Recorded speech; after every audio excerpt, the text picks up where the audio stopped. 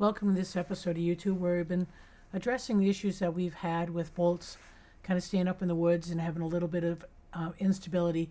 And we obviously wanted to find out what the cause of that was. And so just to give you an idea how the process went, because he was up in the woods, we were trying to get him to come down on his own so we wouldn't have to dart him up in the woods where there's a lot more risk. So on the 12th of September, he kind of came into the pack holding area. You can see that instability there, but not far enough where the staff could come down and close the gates. And so that meant that we had to work kind of on his terms.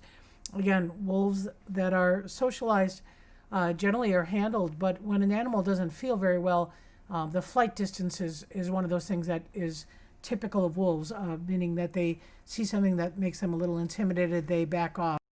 What we ended up doing was on the 15th, we then moved the exhibit pack into the pack holding area. You can see Denali, Axel, Grayson all standing together, really not having any issues with being in a close confinement with each other. And as a matter of fact, Denali was looking quite comfortable in retirement, hanging on top of the den, interacting again with each other, but not really pacing, definitely investigating caches that Grizzer may have had in that area. But they ended up having to be in from about 10 o'clock in the morning until about 2:30 in the afternoon. So it was a very long period of time. Obviously, the ravens kept them occupied. We know that the ravens are, tend to scavenge on what the wolves have, but they seem to really perch on the residual trees that are left in that pack holding area. So it was kind of an interesting distraction for the wolves. But eventually we got bolts immobilized back into the Wolf Care Center. We took them to the Ely Hospital where they did conduct an MRI, and we really want to thank Dr. Christine Werheide for arranging that, and the Ely MRI staff for taking on this very unusual case and trying to figure out, what's going on. The results of the MRI didn't show anything remarkable, not a compressed disc, not any kind of a lesion on the brain or any kind of a spinal cord issue. Again, no bulging discs, nothing that would indicate what was causing that lack of mobility.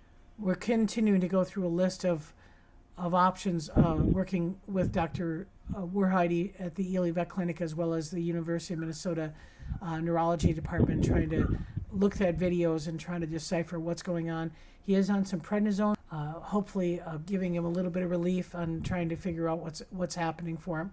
So back in the exhibit pack, they're staying pretty occupied with the fall migration of birds, also with squirrels, and Grizzer obviously has been most impacted by this transition, meaning that he's staying on the east side retirement and also in the back habitat. So to kind of keep him occupied, he again is enjoying a deer leg a week. He gets daily feedings as well as his meds. He's had a little bit of an abscess on his gum. He's had some antibiotics, and that's kind of clearing up.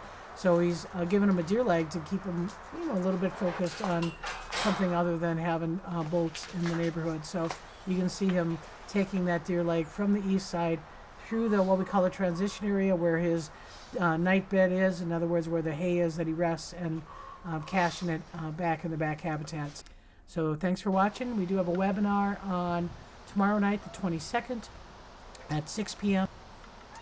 where I'll talk a lot more details about the testing process and some of the results that we've had as we try to discover what's going on with bolts. See you then.